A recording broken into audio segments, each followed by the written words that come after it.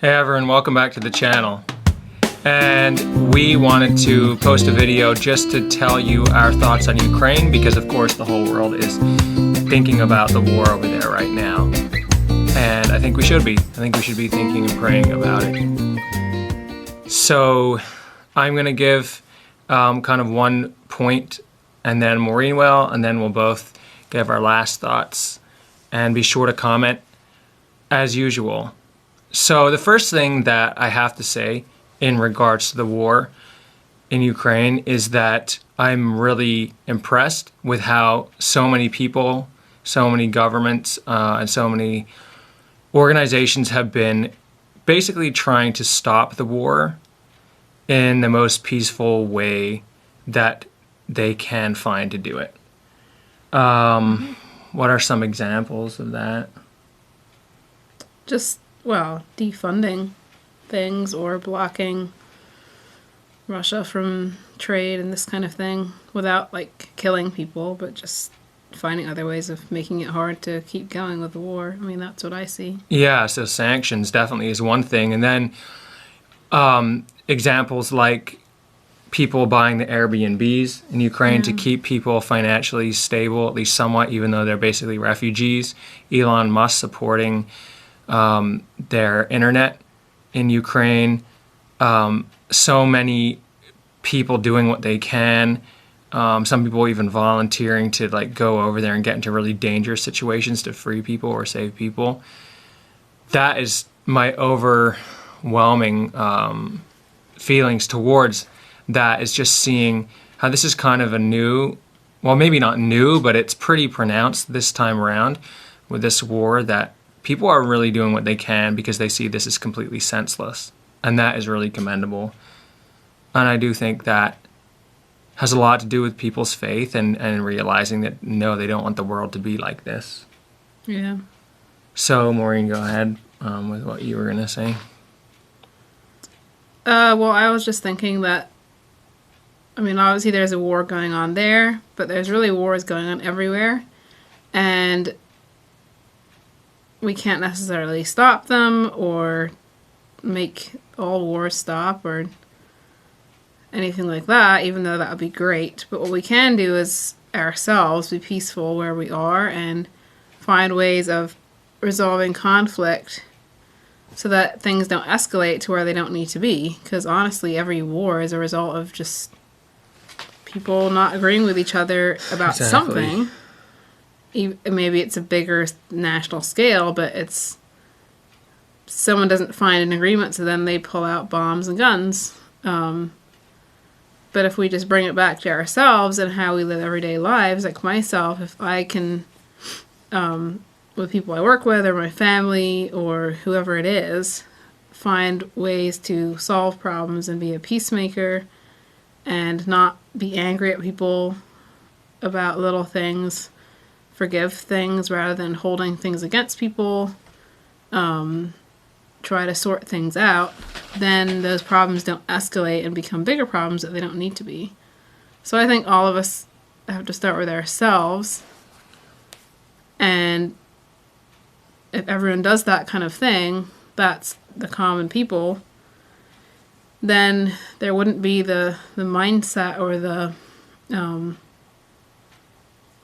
I guess the mindset for war or anger or like having to use force if there's a mindset of peace or trying to reconcile. So I think that's really important for us to do ourselves when it comes to this kind of thing. Very true. And what comes to mind is thinking about the war in Ukraine and how Russia's going in there to basically take the country to become part of theirs. It reminds me that another personal takeaway that we can have from it is, especially if we're believers, especially if we're Christians, trying to follow Jesus and trying to follow God, now is not the time to be like tribalistic or identify with a certain type of person, be it your race or your interests or your career. Now is not the time to like only associate with people who you maybe exactly see yourself with. Why do I say that? Because I think so many divisions that ultimately lead to wars are over that kind of mentality. And I think that's a really big challenge for us, us right now, in our church, in our daily lives, us as Americans, that we should find common ground and like brotherliness, I guess you could call it, or camaraderie or friendship with everyone. Because ultimately the Bible does say that we should even do kind things to our enemies, which basically means if you're going to do something kind, you have to find something in common or see the humanity in them before you go and do a kind act. Because obviously none of us do kind acts just randomly. It's because we care. So I think that is another personal takeaway, that we shouldn't be so obsessed with identity and who we identify with, because that has nothing to do with the Bible, and it definitely won't help solve conflicts like this war. So do you want to add to that? Yeah, I definitely agree with that point.